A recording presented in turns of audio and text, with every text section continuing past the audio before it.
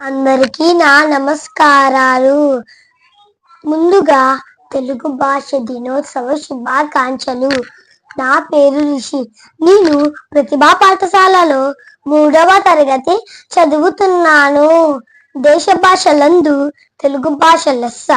పాల కన్నా, తేనె కన్నా, పంచదార కన్నా మన తీయనైన భాష తెలుగు భాష. అవును, మనము తెలుగు భాష దినోత్సవం ఎప్పుడు జరుపుకుంటాము?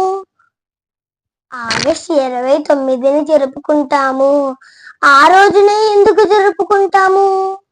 గిడుగు వెంకట రామమూర్తి పంతులు గారి పుట్టిన రోజున జరుపుకుంటాము.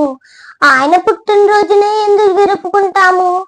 ఆయన తెలుగు భాష కోసం ఎంతో కృషి చేశారు.